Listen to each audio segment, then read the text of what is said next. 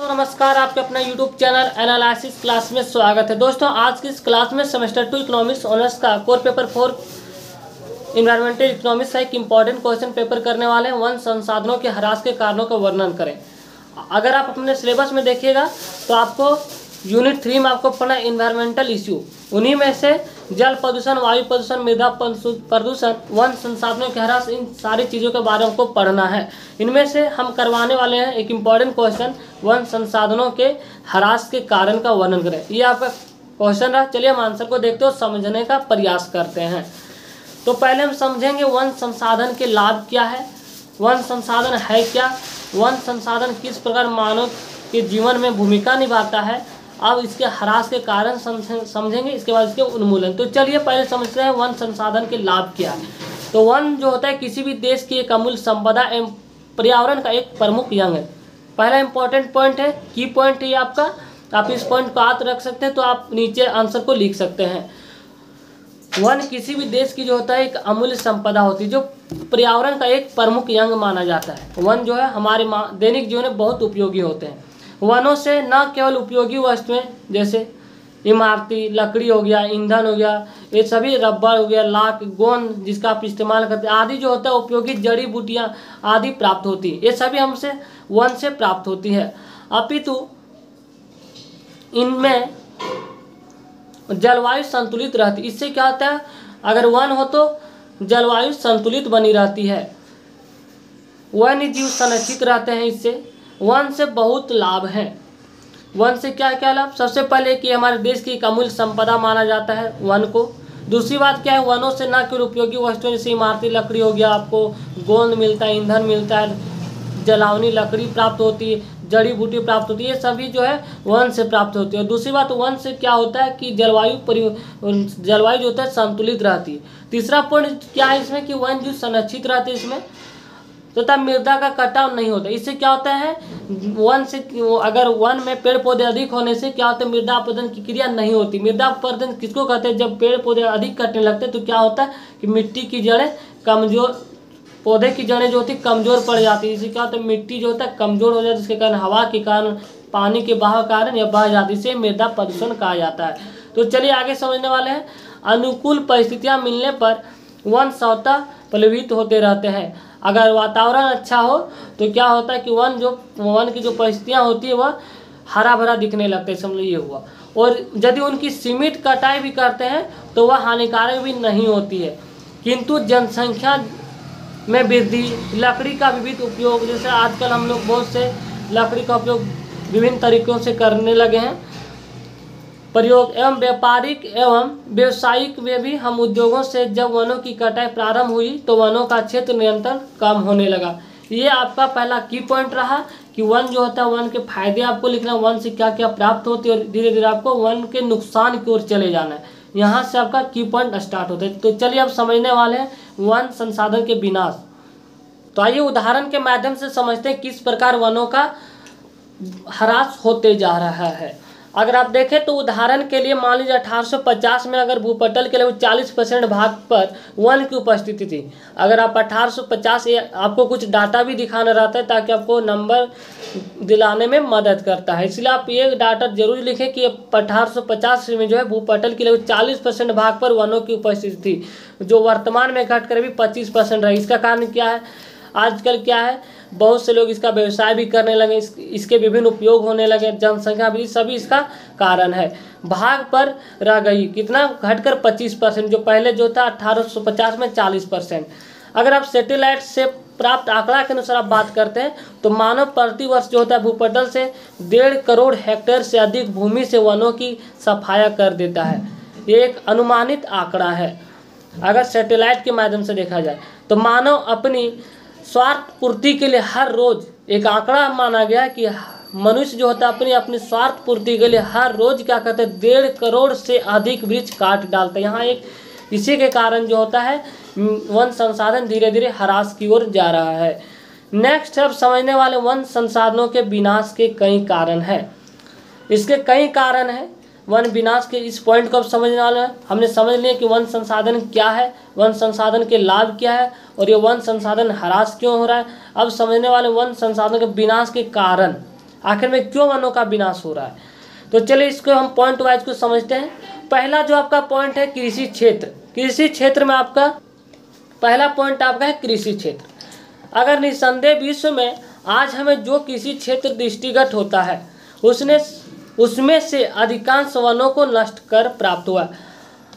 अगर आप जो भी कृषि जो भूमि देख रहे हैं, अगर आप कुछ साल पीछे चले जाएंगे तो ये पूरा जंगल ही था। तो लेकिन क्या हुआ कि समय के साथ जनसंख्या वृद्धि का धीरे धीरे बदलता गया और कृषि के क्षेत्र में विकास होते गया, जिसके कारण क्या हुआ कि वनों का विनाश प्रारंभ हो जाता है। नेक्स्ट है कि यह आवश्यक भी था, बिल्कुल भी आवश्यकता था, क्योंकि अगर जनसंख्या में वृद्धि होगी तो अनाज की भी तो वृद्धि करनी चाहिए, इसलिए कृषि के क्षेत्र में भी विकास होना जरूरी था। लेकिन इसका प्रभाव वनों पर भी पड़ा है। तो चलिए देखते हैं, यह आवश्यक भी था क्योंकि ये भोजन मनुष्य की प्राथमिक आवश्यकता था, बिल्कुल सही बात है। किंतु जब जनसंख्या में वृद्धि हुई और वर्तमान में वृद्धि तीव्रतम होती जा रही है तो वनोन्मूलन का प्रारंभ हुआ।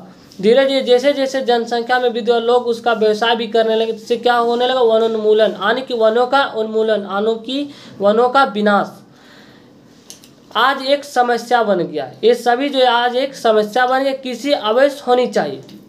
किंतु यदि इसके लिए वनों को समाप्त किया जाए तो किसी पर विपरीत प्रभाव पड़ेगा।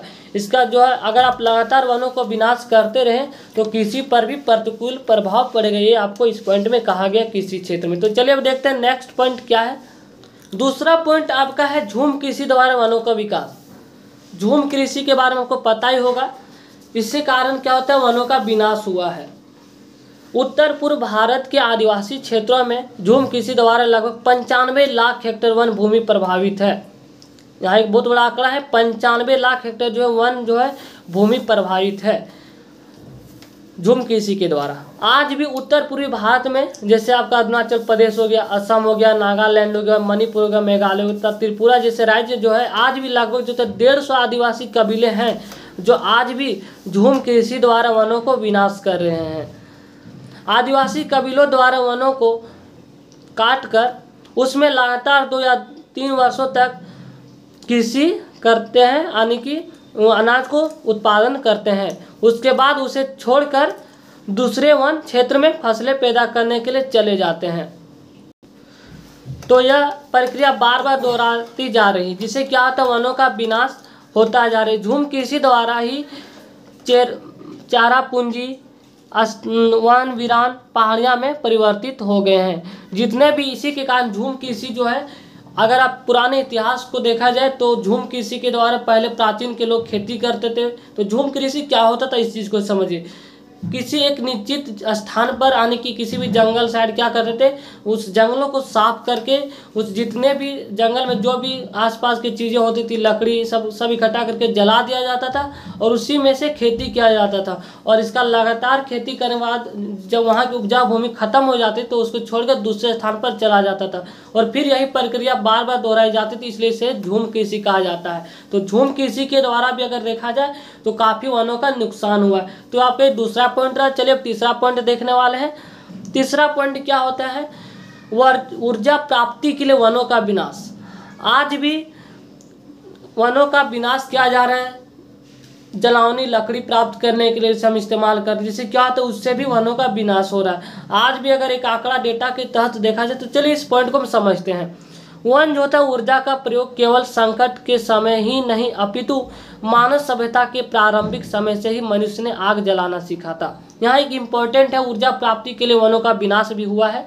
अगर आप इतिहास में देखा जाए तो मानव सभ्यता में कि वन जो होता है, ऊर्जा का प्रयोग केवल संकट के समय ही नहीं अपितु मानव सभ्यता के प्रारंभिक समय से ही मनुष्य ने आग जलाना सीखा था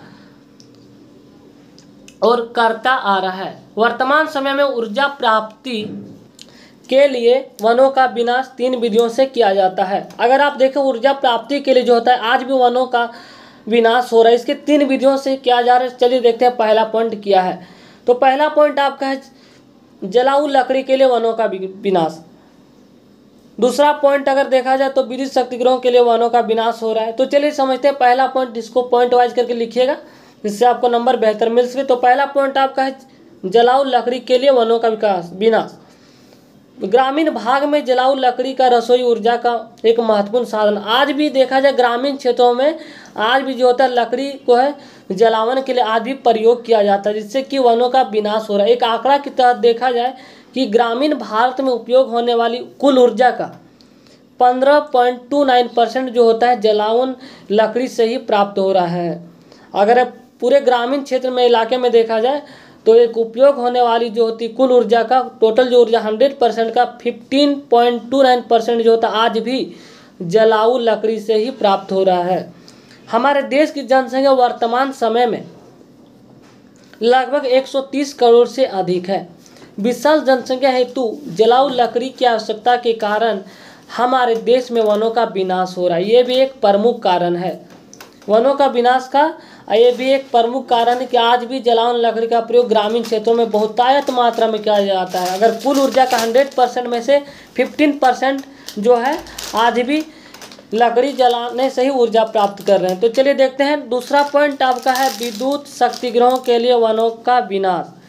आज भी ऑप्शन बी नंबर में है, विद्युत शक्तिगृहों के लिए आज भी वनों का विनाश किया जाता है। चलिए इस चीज़ को समझते हैं।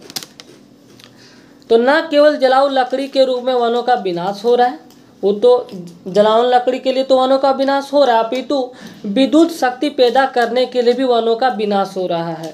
आज भी विद्युत शक्ति के लिए भी वनों का विनाश किया जा रहा है, ये आपको बता रहा है। इस तरह के शक्तिगृह को क्या कहा जाता है? वुड फ्यूल पावर, यानी कि विद्युत शक्तिगृह, यानी कि लकड़ी विद्युत शक्तिगृह कह सकते हैं, इसे प्लांट कहते हैं। अगर आप देखा जाए एक आंकड़ा के तहत तो 20,000 किलो घंटा वाट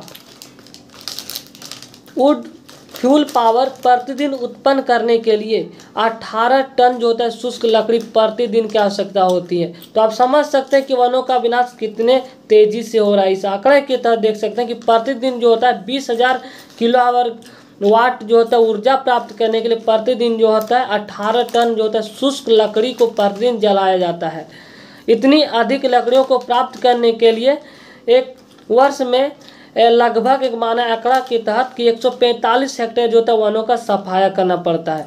ये इसको विद्युत शक्तिगृह पैदा करने के लिए अगर एक आंकड़ा के तहत देखा जाए तो एक वर्ष अगर एक दिन में जो होता है 20,000 किलो आवर वाट जो होता है ऊर्जा प्राप्त करने के लिए 18 टन शुष्क लकड़ियों की आवश्यकता होती है।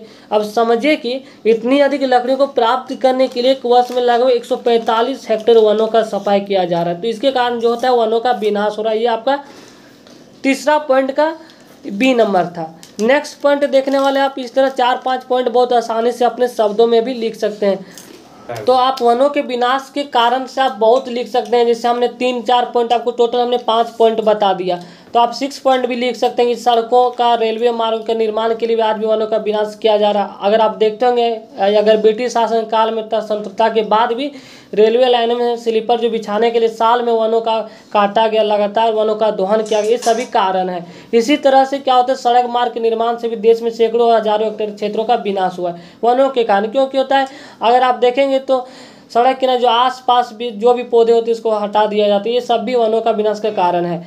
आपका अगर 5वां पॉइंट देखा जाए, 6ठा 7 पॉइंट जो भी होगा कि बांध परियोजनाओं के निर्माण द्वारा वनों का विनाश हो रहा है, तो ये भी एक प्रमुख कारण है। स्वतंत्रता प्राप्ति के बाद अगर देखा जाए तो हमारे देश की 12% जो होता है वन क्षेत्र की विनाश का एक प्रमुख कारण है ये भी। तो चलिए अब हम समझने वाले, हमने बहुत से पॉइंट आपको बता दिए वनों के विनाश के कारण। अब इसके क्या दुष्प्रभाव, इसके क्या परिणाम हो सकते हैं, इस पॉइंट को भी आपको लिखना है। तो चलिए देखते हैं वनों के प्रमुख दुष्प्रभाव। इसमें हमको 2-3 पॉइंट आपको हम बताने वाले, अगर आप अपने से भी लिख सकते हैं तो थोड़ा आप अच्छा से समझिएगा। पहला पॉइंट है आपका जलवायु का असंतुलित होना। अगर लगातार वनों का विनाश होता रहा तो क्या होगा, जलवायु का असंतुलित हो जाएगा। तो चलिए इस पॉइंट को समझते हैं इसका क्या प्रभाव पड़ेगा मानव जीवन में, पर्यावरण पर। तो वन जलवायु के नियंत्रक होते हैं, बिल्कुल सही बात है कि वन जो होता है, वन में हमने फायदे देखे अगर हम शुरू में कि वन जो होता है जलवायु को नियंत्रित को बनाए रखते हैं।